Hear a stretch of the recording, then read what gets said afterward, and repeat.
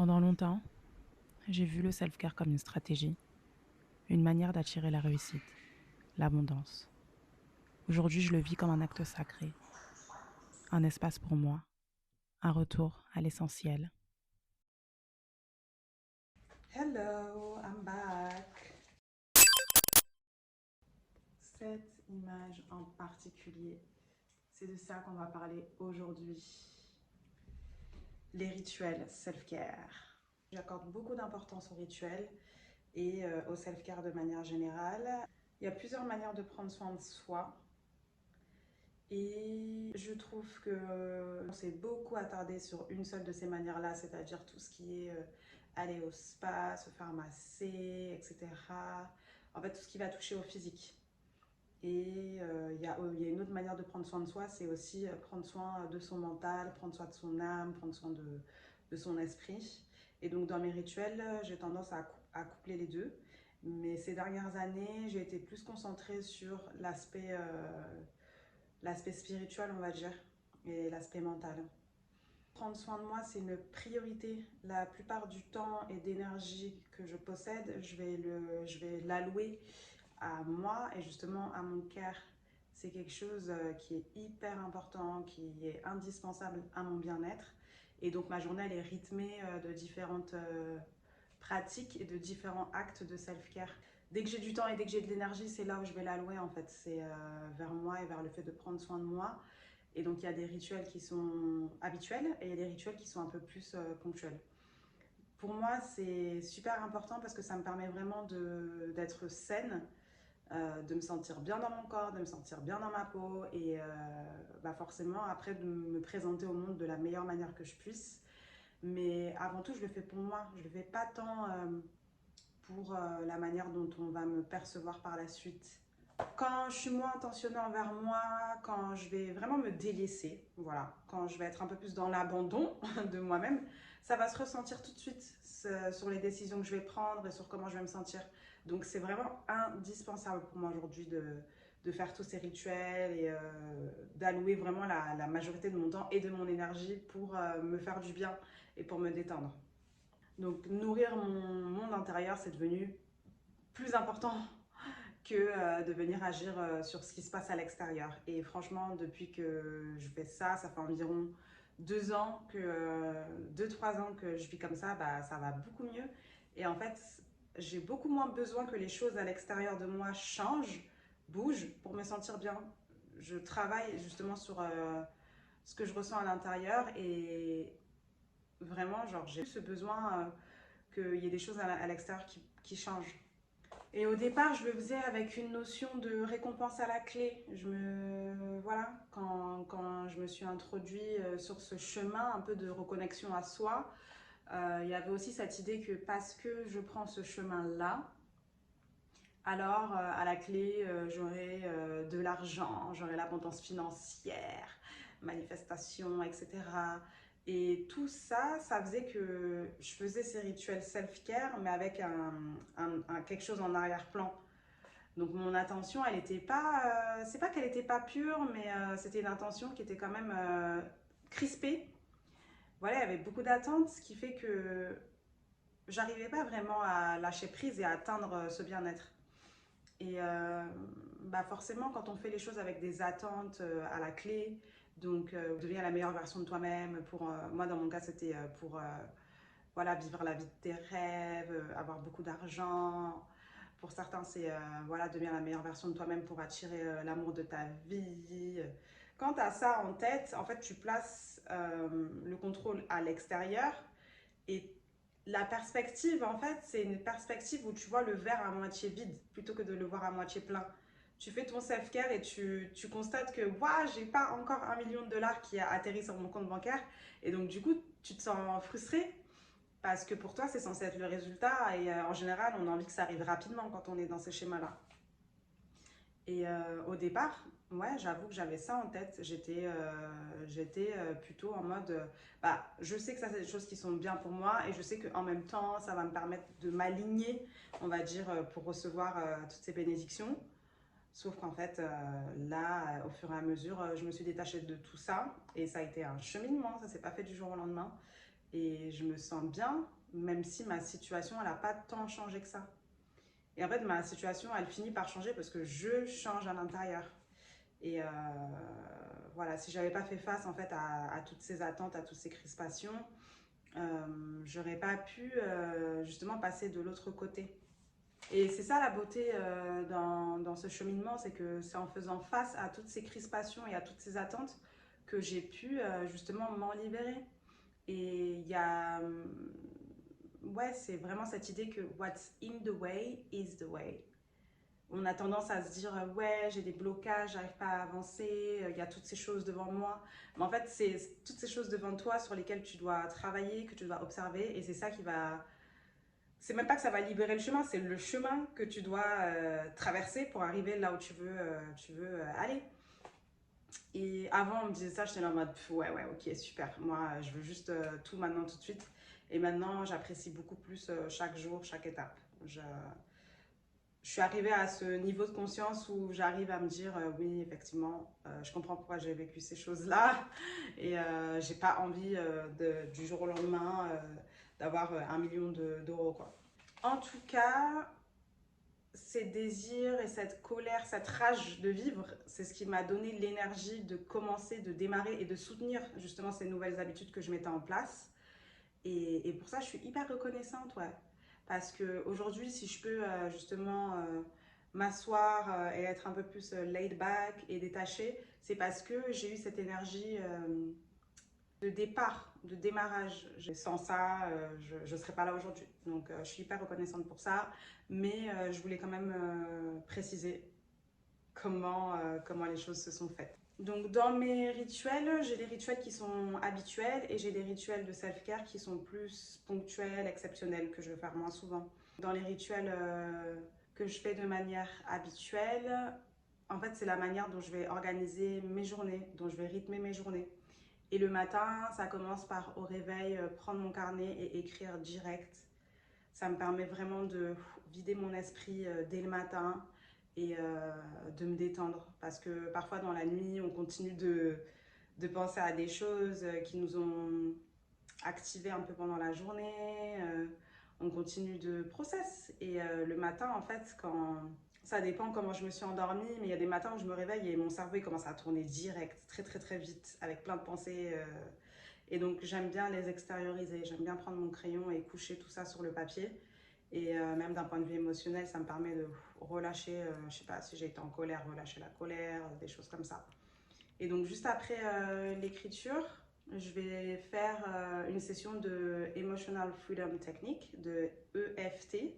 Ça, j'aime trop. Franchement, je me rends pas compte à quel point ça m'apporte parce que ça fait tellement partie de mes habitudes depuis 1 an maintenant que je le fais régulièrement. Quand j'ai regardé en rétrospective tous les thèmes que j'ai abordés à travers les FT, je me rends compte à quel point j'ai avancé et c'était aussi grâce à ça. Je suis pas du tout calée pour vous expliquer tout scientifiquement. Tout ce que je peux vous dire, c'est que c'est une technique de tapping. En gros, où on va toucher différents points. C'est des points qui sont en lien avec l'acupuncture et ça permet de relâcher le cortisol, ça permet de relâcher des émotions comme la peur, la honte, etc. En général, je sais quel est le point sur lequel j'ai besoin de me détendre en fonction des périodes. Là, en ce moment, en ce moment, je travaille sur le jugement et le complexe, on va dire, de supériorité. Donc, sur le fait de juger les autres et le fait de se voir comme quelqu'un de supérieur. Je ressens que c'est quelque chose sur lequel j'ai besoin de travailler parce que j'ai beaucoup avancé et je suis arrivée à un point où je me sens bien dans ma vie et où parfois quand je regarde autour de moi, je vois que beaucoup ne se sentent pas bien dans leur vie et n'arrivent pas en fait à mettre les choses en place. Et le fait d'être dans cette position-là, ça me fait me sentir parfois supérieure. En mode, j'ai compris quelque chose que d'autres n'ont pas compris. Et dès que j'ai vu ça, dès que j'ai compris ça, je me suis dit, on va travailler dessus direct. Et là, ça fait longtemps que je n'ai pas eu ma thérapeute, mais j'ai pris rendez-vous mardi justement pour aborder tout ça. Parce que j'ai pas envie d'être dans un truc de jugement en fait. J'identifie comme ça en fonction de la période, c'est quoi, qu'est-ce qui se passe dans mon intérieur.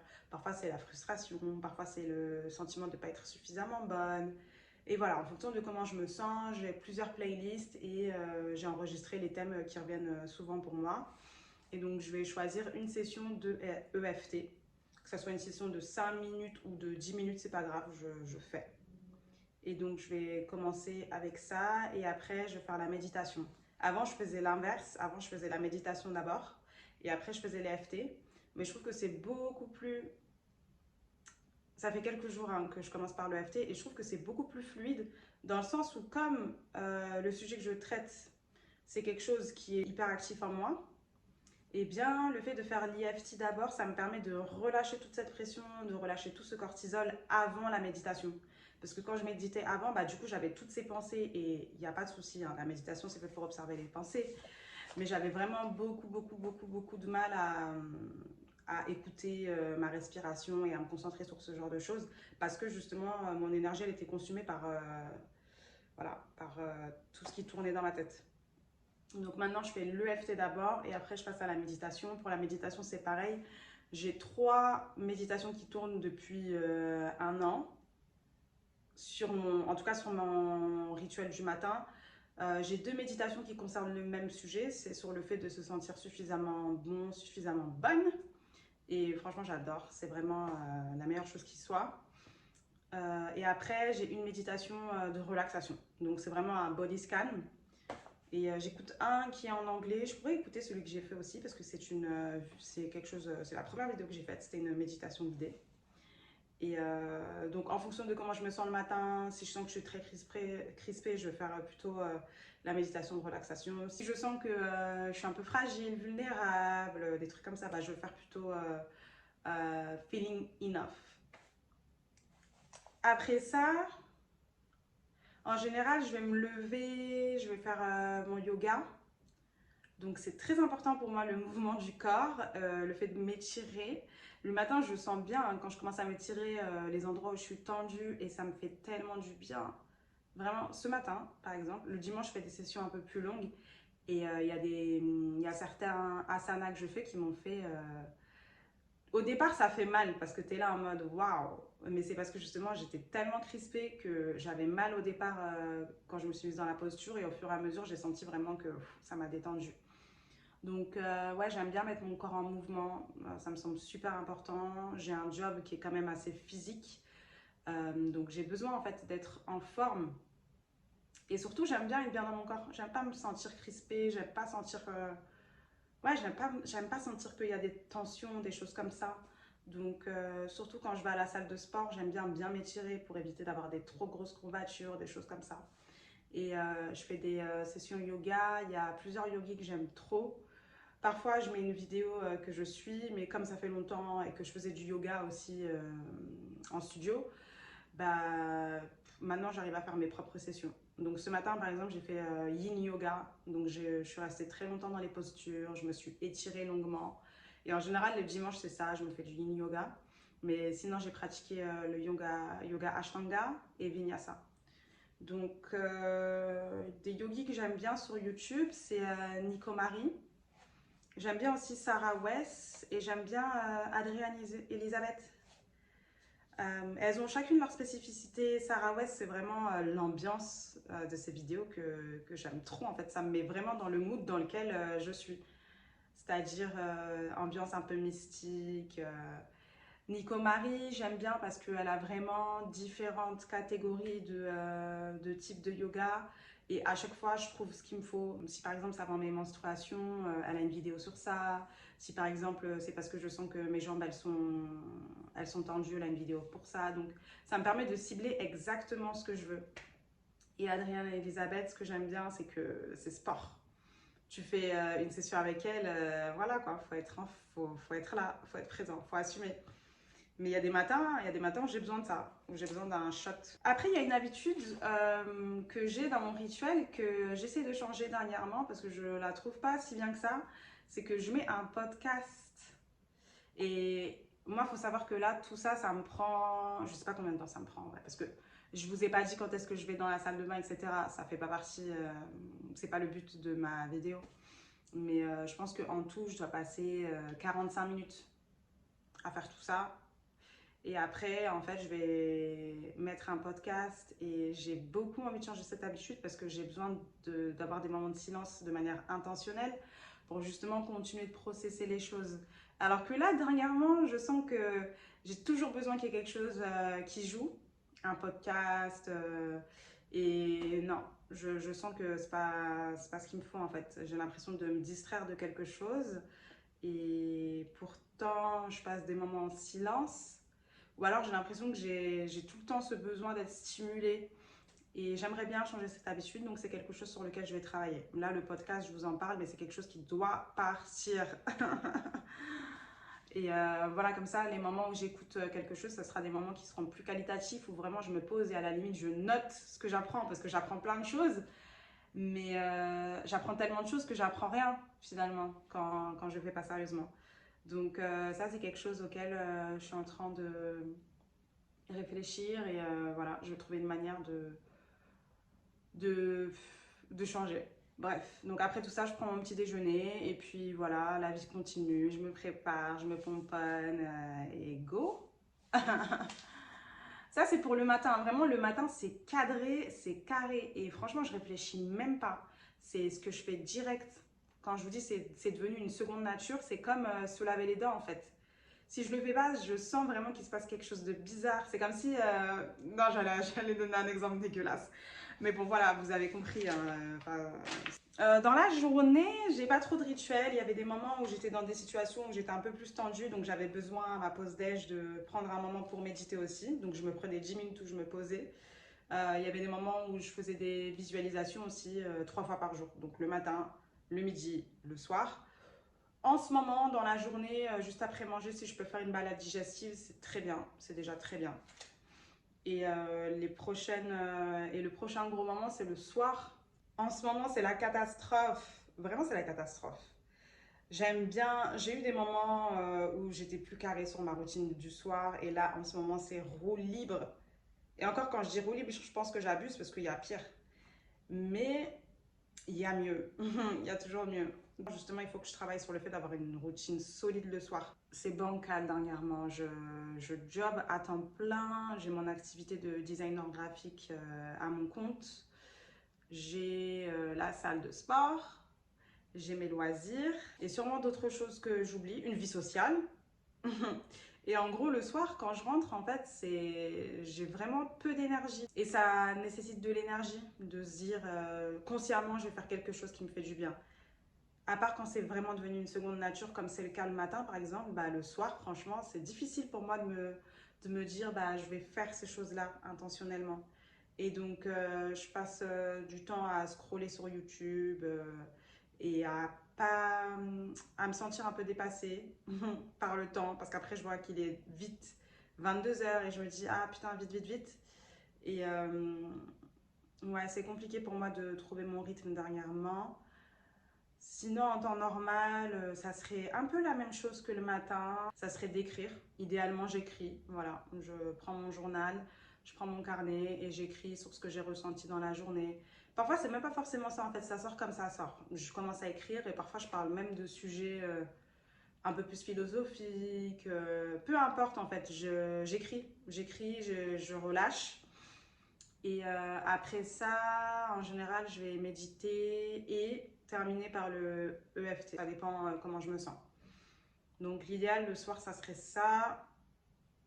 J'ai envie de passer un petit yoga le soir. Et j'ai envie ouais, d'être plus carré sur ça jusqu'à ce que ça soit acquis. Parce que là, il y a des soirs où je m'endors et c'est pas carré. Par exemple, hier soir, je me suis mal endormie. J'ai bien dormi, mais j'ai senti dès le matin que, boum, directement mes pensées elles sont venues parce que là où ce que tu traites pas le soir même, en fait, les onglets ils restent ouverts. Je sais pas si vous voyez ce que je veux dire. Les onglets ils restent ouverts et le matin, la fenêtre elle s'ouvre directement. Après, je me réveille et j'ai plein de choses en tête directement. J'ai pas vraiment le temps de souffler, de me dire waouh, alhamdulillah, une nouvelle journée. Non, non, directement la machine elle s'enclenche. Et oui, je sais très bien qu'en général, c'est parce que le soir, j'ai pas fait au moins une de ces choses-là. Si au moins j'avais écrit hier soir, mais je crois que j'ai écrit, je sais plus. Si au moins j'avais écrit, par exemple, j'aurais été moins tendu dès le matin. En tout cas, c'est quelque chose sur lequel je travaille activement et j'ai envie de remettre en place ces rituels. J'avais des périodes où carrément j'allumais pas du tout la lumière, je mettais que la bougie, je lisais au moins 10 pages du bouquin du moment. Il y a des moments où j'aime bien être dans l'obscurité, donc je vais pas allumer la lumière. Ça, c'est quelque chose. Je sais même pas si je peux dire que ça fait partie du rituel. C'est plus mes petits délires. Mais en gros, le matin, par exemple, s'il fait encore nuit, j'allume pas la lumière dans la salle de bain quand je vais me laver les dents et tout. Je reste dans le noir. Et la nuit, c'est pareil. Parfois, je prends ma douche juste avec la bougie, des trucs comme ça. J'aime bien être dans une ambiance obscure le soir. Voilà, j'aime bien. Et on peut dire que ça fait partie de mes rituels. Donc ça, c'est un truc que je fais encore. Mais maintenant, il faut que j'ajoute le reste, que je remette le fait d'écrire, que je remette le fait de méditer. Hier, ce qui a été, c'est que j'ai écouté un bain sonore quand même avant de dormir. J'ai mis donc une de mes praticiennes préférées, c'est Alison Bag. Et j'ai mis un de ses bains sonores et je me suis endormie avec. Voilà. Et voilà, en fonction de là où je me trouve, parfois dans la nuit, je vais aussi faire jouer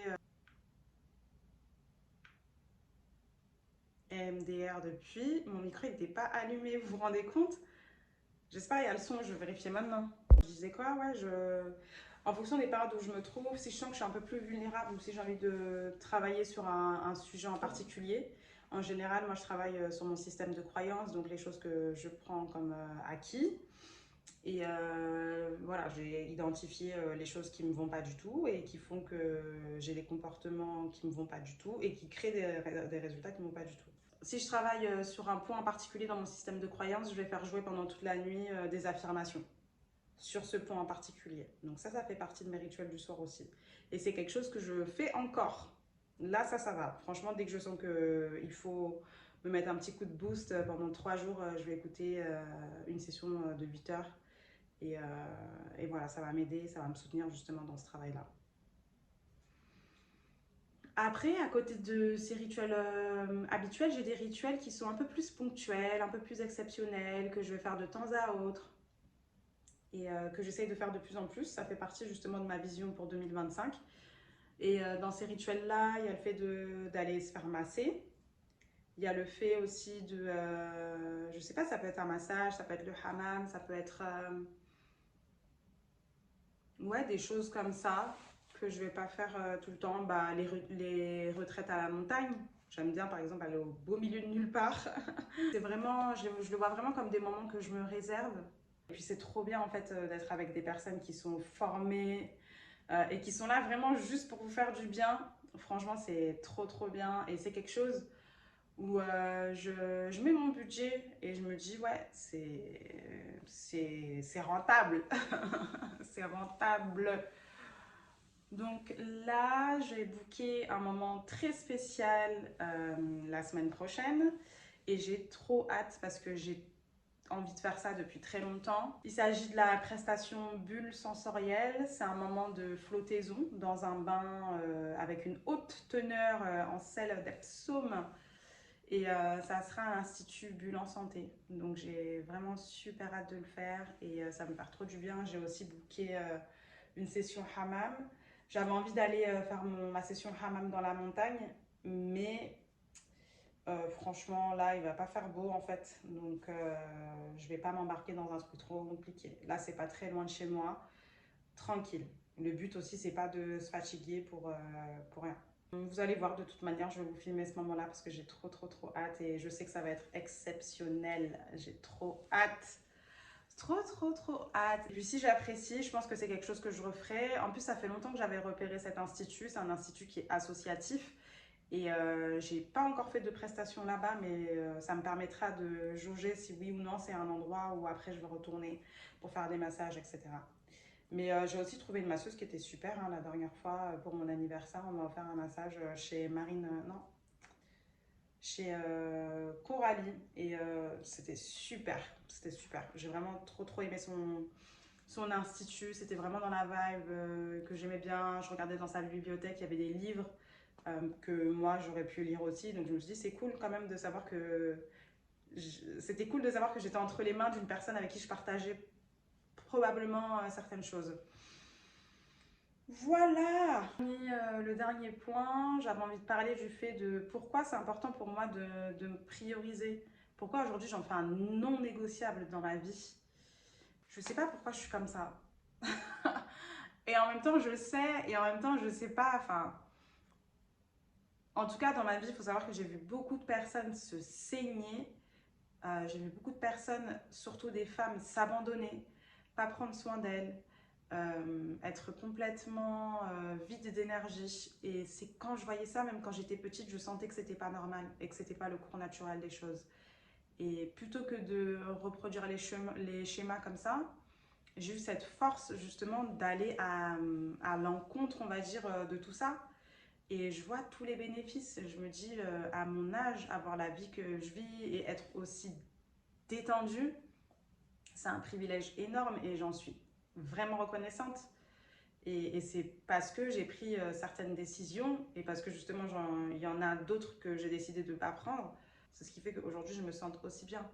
Et c'est hyper important parce que pour moi, là, dans la vie, ouais, il faut prendre soin de soi. On a un corps qui est une machine. Je ne sais même pas si ça dépasse la machine, mais j'ai pas de meilleur mot. C'est une machine absolument formidable.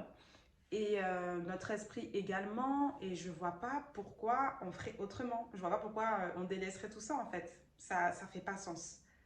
Et, et de toute manière, dans mon expérience, dès que je vais à l'encontre de ça, dès que justement je prends pas soin de moi, directement j'ai tous les signaux comme quoi retourne vite prendre soin de toi en fait. Et oui, je trouve que donc je suis originaire de l'Afrique de l'Ouest, je suis originaire de la Gambie et j'ai observé surtout dans nos communautés des femmes qui s'oubliaient vachement et qui malheureusement étaient au service, beaucoup au service des autres. Et ce faisant, bah, il n'y avait rien qui était fait pour elles et personne au service d'elles en fait. Et c'est quelque chose qui me fait mal, c'est quelque chose qui me peine énormément, que j'observe encore aujourd'hui. Et quand je regarde d'autres communautés, par exemple de femmes maghrébines, il y a plus cette culture du soin, il y a plus cette culture du hammam justement et de ces moments où ça va être des rituels de self-care. Et je me dis, mais il faut que ça soit quelque chose qui fasse partie aussi de nos coutumes. Vraiment, que les femmes elles prennent des moments pour prendre soin d'elles. C'est la base. C'est la base. Parce qu'après, on aime bien dire, et c'est peut-être controversé ce que je veux dire, mais je m'en fous, je le dis quand même. On aime bien dire que ouais, la femme noire, elle est délaissée, elle est mise de côté, personne ne fait attention. Mais est-ce que toi-même, tu prends soin de toi?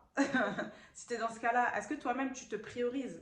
Parce que je vois pas pourquoi une personne qui te voit te mettre à la dernière des dernières places va se dire au bout d'un moment, ah bah tiens, si je la mettais, si je priorisais cette personne. Non, c'est parce que justement on a tendance à s'oublier et à se mettre tout le temps en arrière et à se mettre tout le temps en dernière que les gens vont faire de même. En fait, on montre aux gens euh, nos standards, on montre ce qu'on accepte par rapport à comment on se comporte déjà avec nous-mêmes. Et donc pour moi, c'est important de placer la barre haute avec moi-même. Et pas dans cette intention d'attirer, je sais pas, un super job, d'attirer un super partenaire ou je sais pas quoi. Mon intention première, c'est de me rapprocher du divin. Franchement, c'est ça en fait. Je dis pas que c'est pas bien si l'intention elle est autre, mais ça me permet d'avoir moins d'attachement et moins de souffrance quand si j'ai pas de résultat attendu en fait. Mais ouais, donc pour moi, tout ça, ça fait que c'est hyper important. Quand on voit ces femmes ouest-africaines, je suis désolée, on voit qu'il n'y a pas il y a pas de moment qu'elles s'accordent. Une personne qui s'en fout d'elle, tu vas pas prendre, tu vas pas lui dire ah bah tiens, tu t'en fous de toi, mais moi je m'en fous pas. Bah non, ça marche pas comme ça. Donc parce que justement j'ai vu et je vois encore toutes ces femmes souffrir, toutes ces femmes se mettre au service de tout le monde, je me dis, mais je le fais pour toutes en même temps. J'ai envie d'être une lumière aussi à ce niveau-là. Et je le dis, c'est bénéfique pour tout le monde. Le mieux tu te sens, le mieux tu peux agir sur cette planète. Et c'est pas parce que tu fais la martyre que tu es une bonne personne, encore une fois. Donc, ouais, pour moi, c'est super important et c'est un non négociable. Tu peux être Barack Obama, je m'en fous. En fait, si j'ai prévu du self-care cette journée-là, bah, on ne se voit pas. On se voit pas, c'est mort. J'ai oublié, j'ai un autre type de rituel, c'est le rituel du jour off. Donc, typiquement aujourd'hui, dimanche, où je vais faire une méditation plus spécifique, plus poussée, qui va durer où je vais faire du energy work, donc travailler sur le fait de rappeler mon énergie à moi, parce que toute la semaine, j'ai été à travailler, j'ai été à interagir avec des gens, j'ai partagé l'espace aussi de certaines personnes, et j'aime bien justement faire ce travail énergétique où je vais rappeler mon énergie à moi en fait, et couper un peu tous les liens que j'aurais pu créer ou pas, et réparer en fait mon aura. Donc ça peut sembler un peu wouhou, comme ils disent les Américains là. Ça fait partie de mon hygiène de vie. Et ouais, donc je vais faire la même chose, mais c'est juste que je vais le faire de manière plus poussée, un peu plus longue, parce qu'en général j'ai plus de temps ce jour-là. Et j'ai ma balade dominicale où je sors. À côté de chez moi, j'ai la chance d'avoir accès à de la nature. Donc en général, ouais, je sors et ça me fait du bien. Et j'essaie vraiment de sortir même quand il fait pas beau, comme aujourd'hui par exemple. Je me dis, c'est pas grave, franchement, moi je me prends ma dose de marche dans la nature et ça me fait toujours extrêmement du bien. Et en général, pendant ces sorties, je prends pas mes écouteurs et je fais en sorte d'écouter, enfin d'être dans le silence en fait.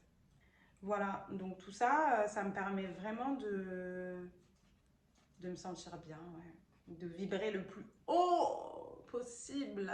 Mais en tout cas, j'ai trop hâte de faire ce truc de bulle en santé là, de flottaison. Et ouais.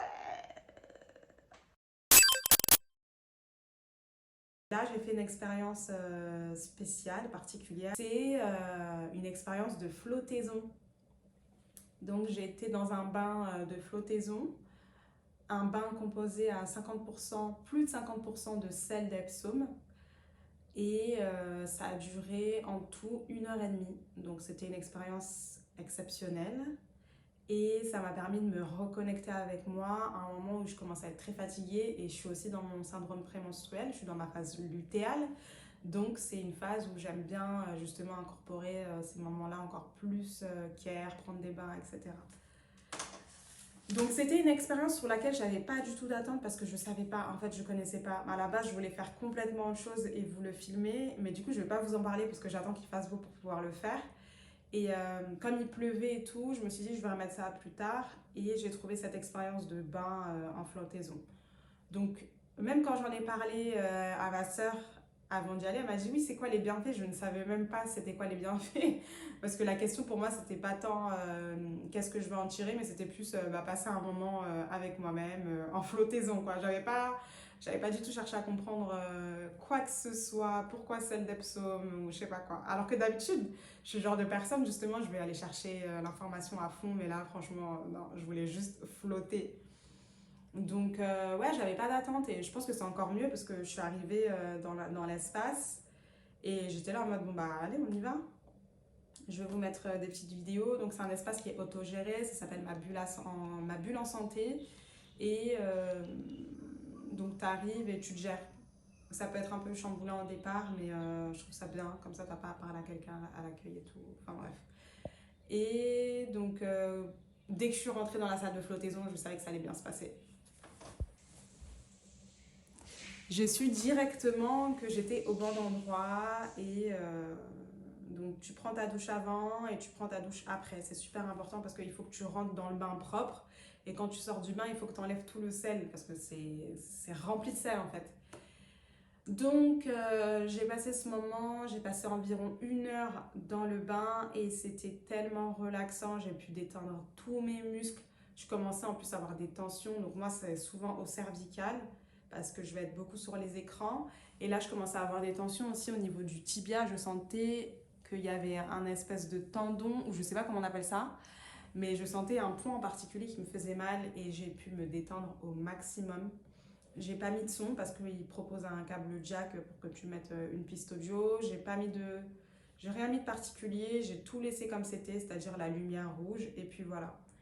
Et ouais, je suis rentrée dans le bain et c'était hyper agréable. J'avais vraiment cette sensation d'être un embryon dans le ventre de ma maman. Et j'ai beaucoup apprécié ce moment. Je pense que c'est quelque chose que je referais.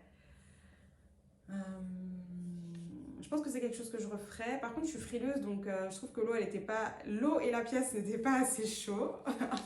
C'était pas assez chaud. Mais j'ai quand même apprécié. Et c'est quelque chose que je referais à 100%. Quand je suis sortie de là, je me suis sentie chamboulée et perdue. Parce qu'il faisait tout tamisé, tout noir dans tous les espaces. Et après, tu dois retourner à la vie. Et c'est sur une avenue, laisse tomber, il y a plein de voitures et tout. Donc je suis sortie, j'avais l'impression d'être une alien. En plus de ça, quand je me suis vue au miroir, j'ai vu que j'avais plein de sel partout sur le visage, partout sur le corps.